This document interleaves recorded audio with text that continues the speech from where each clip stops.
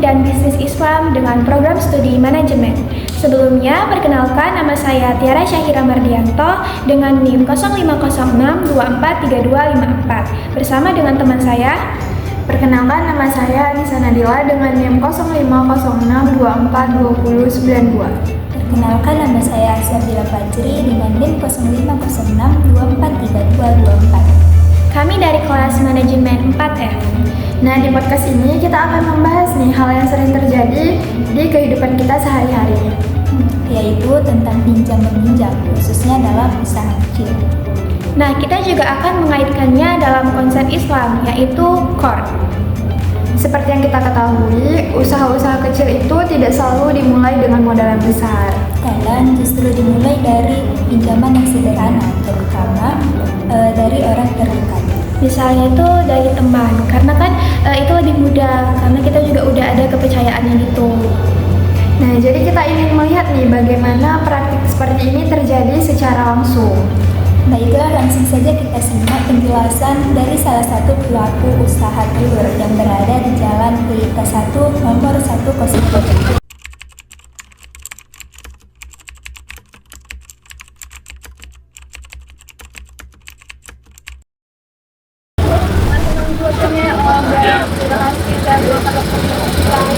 Oke, sebelumnya mungkin mulai dari awal dulu ya Om. Awal mula Om buka usaha ini tuh karena apa gitu Om? Ya, untuk waktu tetangga. Ya, untuk waktu itu ada nggak Om kendala paling terasa gitu? Entah itu di modal atau di mana? Ya, kalau hanya masalahnya ya di modalnya lah. Kalau untuk itu Om pinjam uang untuk modal buka usahanya itu dari mana Om? Kayak dari perorangan atau dari suatu lembaga gitu? Ya mungkin kalau ada ya mungkin dari orang. Perorangan ya berarti Om. Nah, kalau untuk sistem pengembalian ini Om, apakah sesuai dengan jumlah awal yang dipinjam atau ada tambahan tersendiri dari orang tersebut atau mungkin dari hati Om aja nih kayak sukarela gitu? Jadi kalau ada niat sukarela membantu kasih untuk berbuat kita apa? Berarti kalau dari pengalaman Om kemarin itu ada ngasih lebih lah ya ke orang tersebut gitu? Jadi kalau ada orang yang pasti niatnya membantu ya support gitu.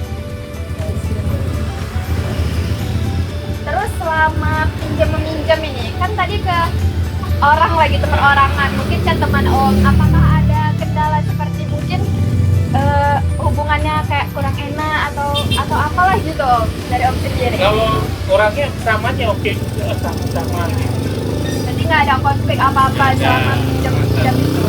Ini masalahnya keuangan tangan dapur gitu. Saling tolong menolong berarti Iya. sama teman gitu. Kan tadi udah ke kawan Om, itu ngembaliinnya perlu waktu berapa lama tuh? Kalau kita minjemnya ada waktunya ya sekitar sekian tahun gitu. Nah itu apakah Om ngembaliinnya sesuai dengan temponya atau lebih dari itu? Kalau minjemnya itu kan nggak pakai TP, Iya. penting lihat berapa kita pinjam gitu. Nah itu Om sebelumnya tuh kalau pas minjem itu udah ada kesepakatan di awal itu atau mungkin setelah atau gimana? Kalau ada gitu kita kan nggak pakai yang juga kesepakatan, yang penting kita niat pinjam kita keluarkan gitu. Berarti kayak sama kawan lah gitu, nggak ada unsur tentang keputusan di awal atau kesepakatan gitu ya Om.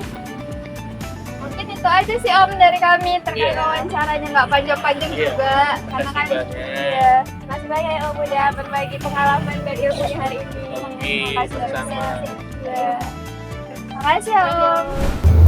Nah, dari hasil wawancara tadi, kita bisa melihat bahwa praktik pinjaman ini dilakukan secara sederhana.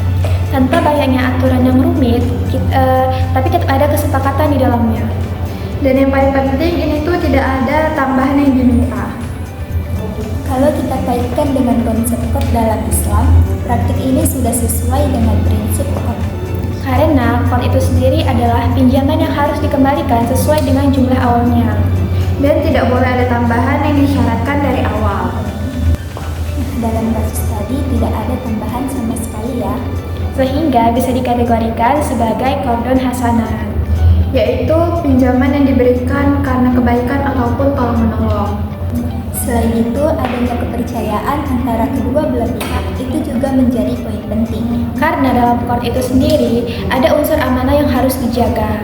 Dalam Islam, konsep ini termasuk ke dalam Al-Quran, yaitu pada surah Al-Baqarah ayat 245. Dan juga dijelaskan dalam Fatwa DSN MUI nomor 19 tahun 2001 tentang Al-Qard Yang menegaskan bahwa pinjaman itu harus dikembalikan sesuai dengan pokok awalnya tanpa adanya tambahan. Jadi, sebenarnya praktik sederhana seperti ini sudah mencerminkan nilai tolong-menolong. walaupun dilakukan secara informal. Dan ini penting untuk kita pahami agar tetap sesuai dengan prinsip syariah. Nah, kesimpulannya, pinjaman seperti itu sudah termasuk dalam bentuk qard yang sesuai dalam Islam. Selama tidak ada tambahan yang disyaratkan. Dan dilakukan dengan kesepakatan yang jelas. Mungkin itu saja pembahasan podcast kami pada kali ini. Lebih dan kurang kami mohon maaf. Billahi taufiq wal hidayah. Wassalamualaikum warahmatullahi wabarakatuh.